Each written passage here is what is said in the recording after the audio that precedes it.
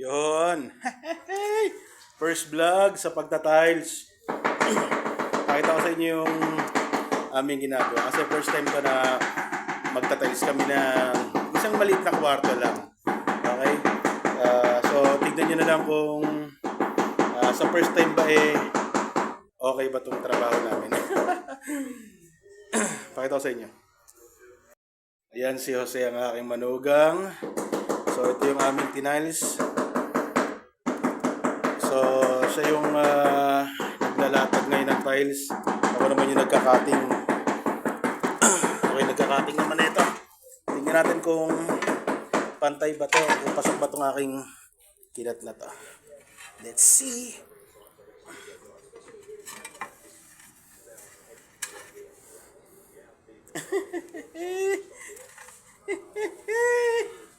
Ayos.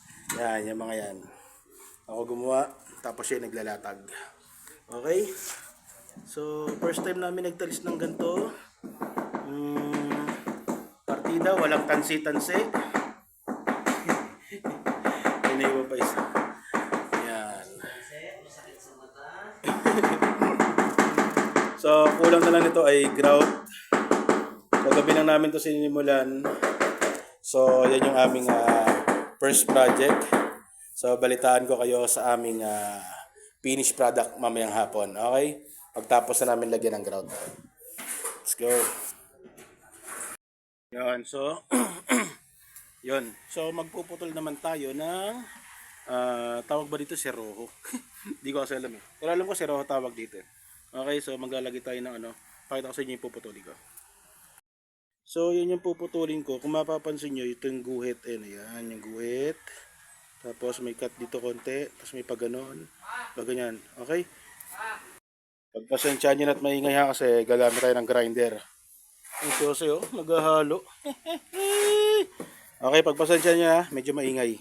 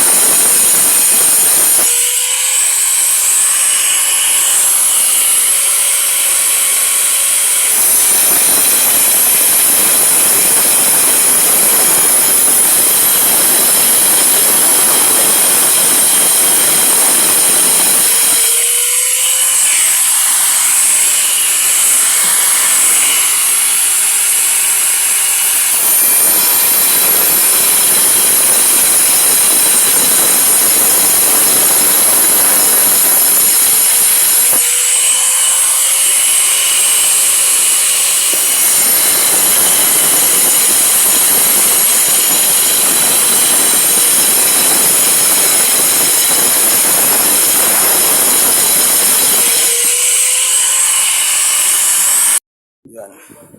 Tignan ko okay na. Yeah.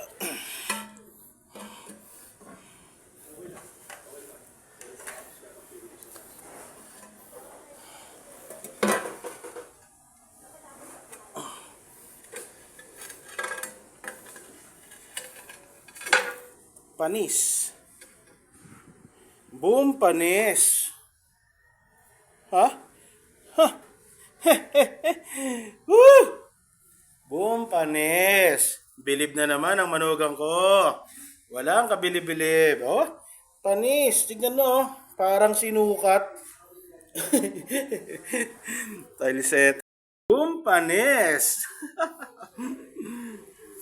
Parang sinukat, boy. Parang sinukat, boy. Okay. So, dalawang tiles na lang na maliit ang kailangan namin kabit. Yan. Yan na lang. Tapos pakita ko sa inyo yung... mayroon pa pala isa. Ang aming malapit ng matapos na produkto. Yan ang aming produkto. Pero wala pa tong grout. Ito na lang kasi yung natitira dalawa. Wala pang grout yan. Okay? So, mamaya pakikita ko sa inyo. Yan nga pala yung aming pananghalian, tawilis, dito sa Batangas. Tapos to nga pala yung aming kliyente. Asawa to ng vlogger na isang motovlogger yung asawa niya. Mamaya pakikilala ko sa inyo kung sino yung motovlogger niya. Kakain kami tanghalian. Nakakaya naman sa... Ito nga pala yung yung kliyente namin, yung motovlogger na sinasabi ko sa inyo. Nagsisimula pa lang pero first client namin yan sa pagtatiles. Nakakaya naman, papakain pa sila. Sinigang na baboy at saka tawilis. Ito nga pala yung aking foreman. Let's eat! Yan, ito na yung aming finished product. Okay, another satisfied customer. Yan, so ito yung harapan ng bahay. Okay. Rich, pagkaubad mo niyan, ibabad mo doon sa planggana ha. Dahil sa simento. Pakita ko sa inyo sa pinakaharapan ng bahay. Yan. So hanggang dito lang yung pinagawa ng aming kliyente. Ang aming kliyente rito ay isang motovlogger. Yan yung ating mason. Ano ba tawag sa tile setter? Si Jose. Ito nga pala si Di Abordo Motorides, ang motovlogger na ating kliyente. Yan. Ano siya? Tinitignan niya yung trabaho kasi hindi siya makapaniwala. Another satisfied customer nga daw, tito eh. Yeah.